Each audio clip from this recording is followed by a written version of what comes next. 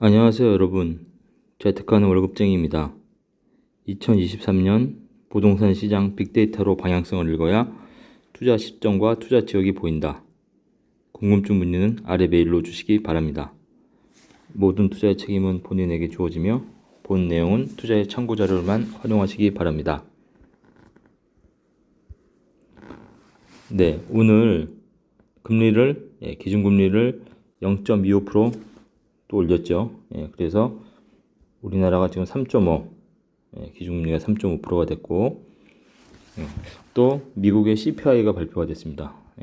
CPI가 6.5%가 나왔죠. 그래서 지금 지속적으로 물가가 떨어지고 있다. 그렇게 지금 정의가 됐습니다. 그래서 인플레이션의 위기는 어느 정도 이제 벗어난 것이 아니냐, 그런 지금 예측들이 나오고 있는데, 또 우리나라에서는 지금 각종 부동산 규제들이 다 풀리면서 투자하기 좋은 그런 시장들이 오고 있습니다. 다만 지금 금리가 3.5%이기 때문에 대출금리가 높고 돈의 흐름이 지금 막혀있기 때문에 투자를 할 수 있는 환경은 아니죠. 그래서 지금 전체적인 상황을 좀 한번 정리를 해보고, 제가 다음 시간에는 금리랑 CPI 관계, 그리고 앞으로 어떻게 시장이 흘러갈지를 예측을 해드리고, 오늘은 지금 시점에서의 각종 부동산 규제 완화 대책들과 빅데이터들을 보면서 시장이 어떻게 가고 있는지 한번 보도록 하겠습니다. 네, 어제 날짜로 속보가 나왔었죠.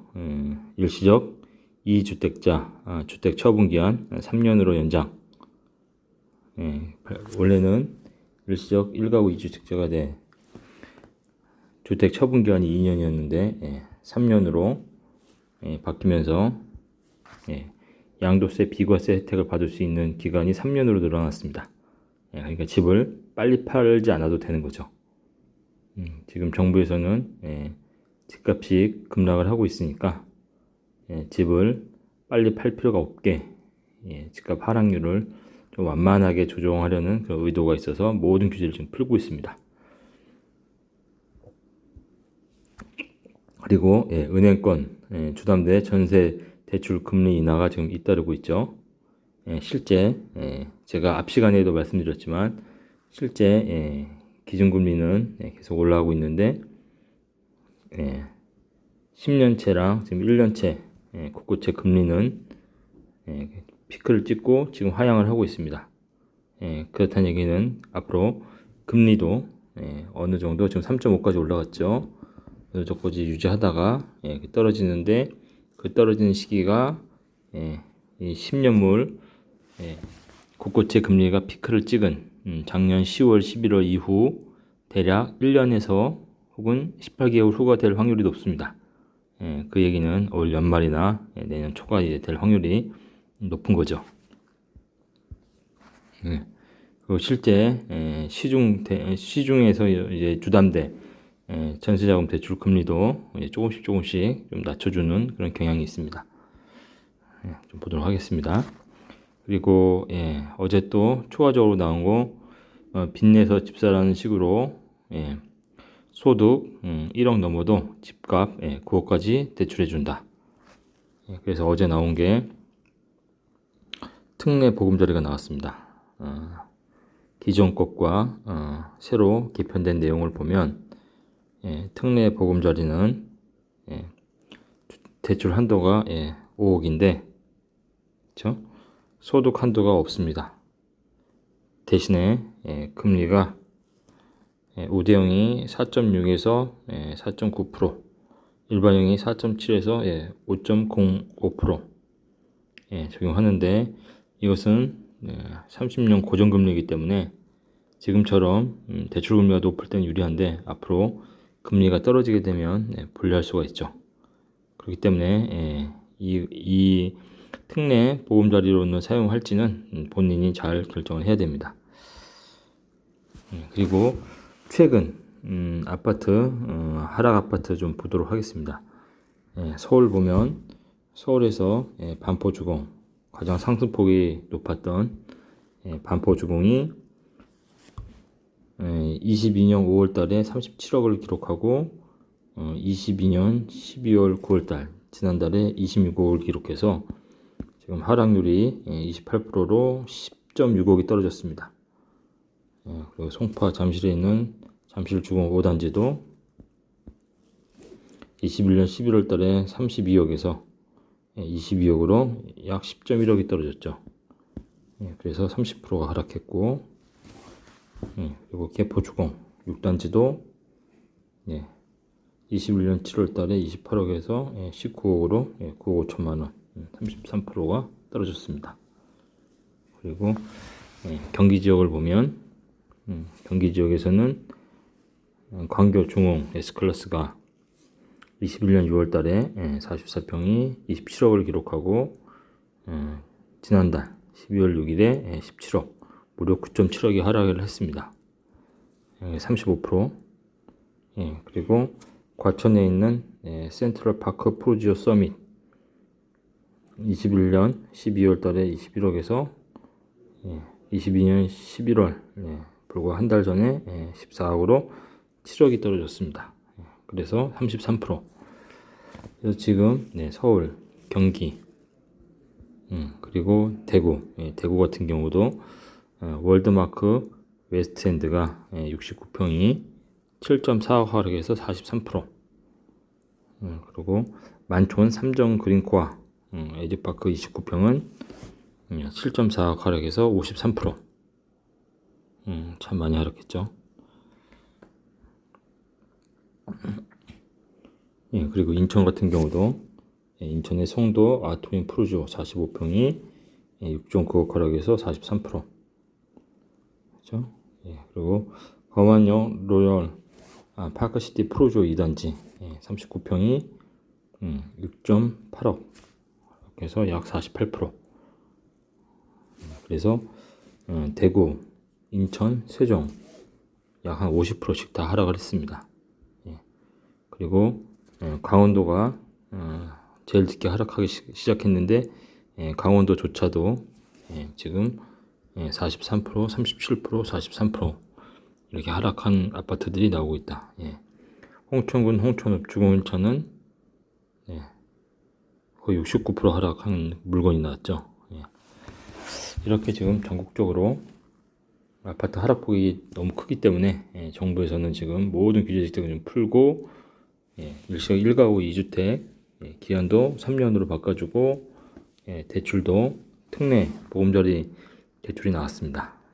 하지만 지금 이 하락 추세를 좀 꺾기는 좀 버거워 보입니다. 그런 좀 근거를 보면 일단 그 매도 물량이요 1월 3일 날 대대적인 규제 완화 대책이 나왔는데 모든 조정지역을 강남 3구만 빼고 다 풀었고 모든 규제 양도세 취득세 이런 것들 다 풀었죠 지금. 그런데 1월 3일 날 서울이 49,700건였던 매매 물건이요 지금 1월 13일 기준으로 5만 1,000개입니다. 약 4~5% 정도가 더 늘었죠. 그렇죠? 특히 강남, 도봉 할 거 없이요. 도봉 같은 경우도, 강남 같은 경우도 다 매물이 지금 이 끝을 보면, 이 끝을 보면은 다 이렇게 올라가 있습니다. 그죠? 이걸 확대해 보면은 강남 같은 경우에 3,960개에서 4,070개. 큰 숫자는 아니지만 늘었다. 도봉구는 1,600개, 1,618개에서 1,657개로. 그리고 전세 물량도 늘고요. 전세 물량도 늘고. 그렇죠? 월세도 늘고. 월세 늘고. 그래서 매매, 전세, 월세가 다 느는 그런 경향을 나타내고 있다. 서울 전 지역이. 그 얘기는요, 이 지금 집주인들이, 지금 이 시기를 빨리 팔아야 되는 시기로 판단을 하고 있는 겁니다. 매도 물량, 전세 물량, 월세 물량이 다 늘고 있다는 얘기는. 그러니까 지금 이렇게 일시적 2주택자의 종전 처분기한 3년으로 지금 연장을 해주고, 그렇죠? 앞에 얘기한 것처럼. 그럼 이런 현상이 지금 막 신문에서 보면은 갑자기 물건이 줄어들고 갑자기 호가를 올리고 그런 행위들이 나오고 있다. 일부 그런 보도들이 있습니다. 그런데 지금 일단 1월 13일까지의 데이터 기준으로 보면 매물이 지금 늘고 있습니다. 매물이 늘고 있죠. 그래서 실제 지금 아파트 시장은 이렇게 하락하는 추세란 겁니다. 이렇게 하락하는 추세인데 지금 이 주식에서 이 데드캣 바운스라는 게 있습니다. 이 얘기는 주로 주식에서 쓰는 얘기인데 이렇게 많이 하락을 하면은 투자자들의 심리가 많이 하락했다고 생각을 하고 이제 어느 정도 좀 매수를 해야 되겠다 하는 그런 반사 심리 때문에 소폭 매수를 하지만 다시 시장 본질의 가치를 깨닫고 다시 떨어진다는 얘기입니다. 이렇게. 그렇죠? 이렇게.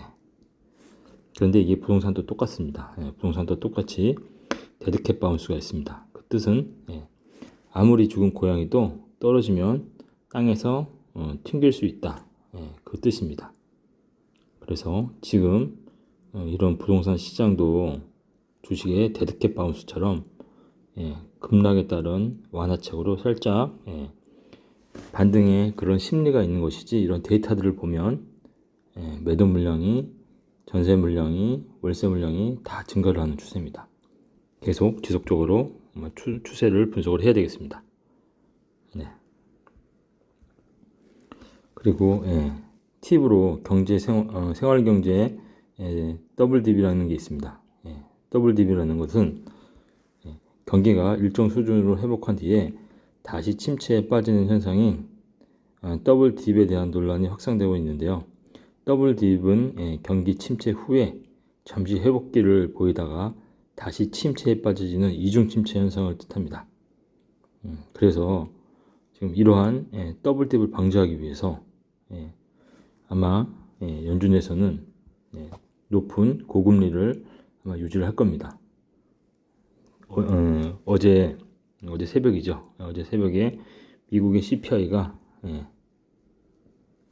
6.5%로 지금 9.1%에서 지금 5, 6개월째 계속 떨어져서 인플레이션이 어느 정도 잡힌 거 아니냐. 그렇다고 해서 연준에서 급하게 아마 금리를 내리지 못할 겁니다. 바로 이런 더블 딥 현상이 나타날 수 있기 때문입니다. 그래서 완전히 꺼진 다음에 아마 금리를 내리기 시작할 거기 때문에 아마 연말까지는 고금리가 유지가 될 거다. 그래서 경기 침체가 굉장히 큰 문제가 될 것 같습니다. 맺은 말입니다. 이분은 생활의 달인에 출연했던 분인데요. 줄눈이란 작업으로 하루에 일당 51만 원을 받은 기록이 있다고 합니다. SBS 생활의 달인에 출연한 김 씨는 1988년도에 줄눈 그리는 일을 시작했습니다. 몇 년 전에는 부끄러워서 막노동한다는 말을 안 했습니다. 그러나 김 씨는 30여 년 동안 꾸준히 일을 했습니다. 그는 27년 전 일당은 15,000원, 지금은 일당 18만 원입니다. 이렇게 열심히 일해서 차도 사고 집도 샀습니다. 대한민국 건축 중 여자들이 하는 일 중에서 김 씨가 제일 돈을 많이 번다고 보면 됩니다. 한 달에 700에서 750만 원가량 번다고 합니다. 김 씨는 일하는 날짜가 단 하루도 빠지는 날이 없고 수개월간 하루도 쉬지 않았다고 합니다. 또한 일하는 속도가 빨라서 하루에 3건씩 작업을 오래 받기 때문에 하루 일당 51만 원이 가능하다고 합니다. 수개월간 하루도 쉬지 않고 일했던 끈기와 성실함, 바로 이 보잘것 없어 보이지만 줄눈 작업으로 꾸준히 27년 동안 열심히 일한 대가입니다. 여러분, 지금 경기 침체다, 금리 인상으로 모든 자산이 폭락하고 있는데 이럴 때일수록 열심히 근로소득을 높이고 저와 함께 빅데이터 분석을 통해서 투자 기회를 잡으시기 바랍니다. 오늘도 도움이 되셨다면 구독과 좋아요 부탁드립니다. 감사합니다.